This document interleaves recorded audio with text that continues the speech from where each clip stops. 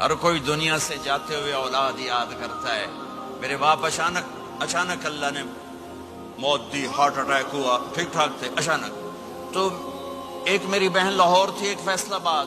تو میرے باپ آخر وقت تک کہتے رہے میری بیٹیاں تو بلا دو، اور میری دھیاں تو لے آؤ، اور میری دھیاں تو ملا دیو، میری بچیاں تو ملا دیو. اور یہ کہتے کہتے دنیا سے چلے گئے. ہر آدمی موت کے وقت یہی کچھ کرتا ہے. میرے نبی دنیا سے جا رہے ہیں، دنیا سے جانے کا وقت ہے. 12 ربیع الاول ہے، پیر کا دن ہے، 7 جون ہے، 11 ہجری 633 عیسوی. جبریل نے آ کے صبح آپ نے ساری بیگمات کو بلایا، رخصت فرمایا، ملاقات کی. بیٹے کو بلایا، کان میں کہا میں جا رہا ہوں. وہ رونے لگی، رو نہیں، سب سے پہلے تیری میری ملاقات ہوگی. 6 ماہ بعد بیٹی بھی پہنچ گئی باپ کے پاس. پھر داماد کو بلایا، ان کو ان کا سر اپنی گود میں رکھا، کمر پہ ہاتھ پھیرا، دعا دی، رخصت فرمایا. آخر میں اپنی آنکھوں کی ٹھنڈک کو بلایا. کون؟ حسن اور حسین. کہ میری آنکھوں کی ٹھنڈک حسن اور حسین، میرے جنت کے پھول حسن اور حسین. یوں لیا اور ساتھی آنسو ٹپ ٹپ ٹپ ٹپ ٹپ ٹپ. بیویوں کو جدا کیا، آنسو نہیں. بیٹی کو جدا کیا، آنسو نہیں. داماد کو جدا کیا، آنسو نہیں. جب بچوں کو جدا کرنے لگے تو یوں آنسو. ایک کو زہر میں تڑپتے دیکھا، ایک کا کٹا سر نیزے پہ چڑھتے دیکھا تو آنسو رک نہیں سکے. دعا نہیں کی، ہاتھ نہیں اٹھائے، اللہ کی تقدیر کے سپرد کر دیا. اولاد کو ذبح ہونے کے لیے تیار کر لیا کہ کل میری امت اولاد کے پیچھے جھوٹ نہ بولے، رشوت نہ لے، حرام کاروبار نہ چلائے، دھوکہ نہ دے، فراڈ نہ کرے. بچوں کو کہاں سے کھلائیں، بچوں کو کہاں سے پلائیں؟ کہ یہ میرا حسین کا سر کٹ کے نیزے پر چڑھا ہوا ہے. جب سب چلے گئے تو جبریل آ گئے. آپ نے فرمایا کیا ہوا؟ خاموش کھڑے تھے. کہ موت کا فرشتہ دروازے پر ہے، اندر آنے کی اجازت چاہتا ہے. اپنے نبی کا مقام دیکھو، موت بھی پوچھ کے آتی ہے. آپ نے کہا آ جائے.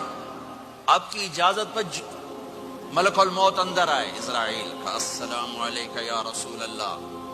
کہنے لگا آپ پہلی ہستی ہیں، میں سلام کر رہا ہوں، میں نے کبھی کسی کو سلام نہیں کیا. کہنے لگا آپ پہلی ہستی ہیں، اللہ نے فرمایا تھا پوچھ کے اندر جانا، بن پوچھے نہ جانا. پھر کہنے لگے آپ پہلی ہستی ہیں، اللہ نے فرمایا آنا چاہیں تو لے آنا، رہنا چاہیں تو چھوڑ کے آ جانا. یہ وہ دربار رسالت ہے جہاں موت بھی پوچھ کے آتی ہے. آپ نے فرمایا میں اجازت دے دوں میری جان نکالو گے؟ کہ جی نکالوں گا.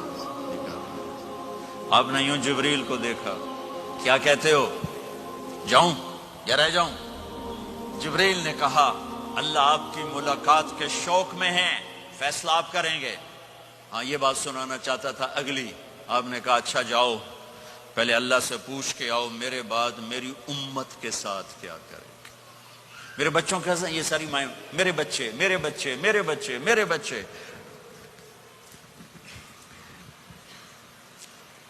میرے نبی کو تو پتا تھا کہ یہ تڑپ تڑپ کے ایک زہر میں جائے گا اور ایک کا سر کٹ کے نیزے پہ چڑھے گا. کیوں نہیں ان کے لیے ہاتھ اٹھائے؟ ہمارے لیے کیوں روئے کہ جاؤ اللہ سے پوچھ کے میرے بعد میری امت کے ساتھ کیا کرے گا، میں پھر جواب دوں گا.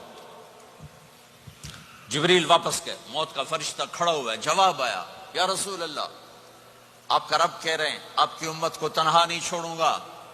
مجھے میرے رب کی قسم جو سن رہا ہے جس نے ہمیں یہاں جمع کیا ہے، سنو میری بات غور سے. اگر میرے نبی یہ سوال نہ اٹھاتے تو آج میں اور آپ بھی بندر خنزیر میں بدل چکے ہوتے. میری اور رب کی کوئی رشتہ داری نہیں ہے. اس امت نے وہ سب کچھ کر دیا جو پہلی امتوں نے کیا، لیکن کون ہے جس نے عذابوں کو روکا ہوا؟ وہ میرے نبی کے آنسو، میرے نبی کی آہیں، میرے نبی کی دعائیں، میرے نبی کی فریادیں، میرے نبی کی تڑپ، میرے نبی کا رونا، میرے نبی کا پیٹ پہ پتھر باندھنا. اس نے روک دیا. کوئی نبی جاتے ہوئے امت کے لیے نہیں رویا. واحد نبی ہیں جو جاتے ہوئے امت کے لیے روئے، میری امت میری امت میری امت.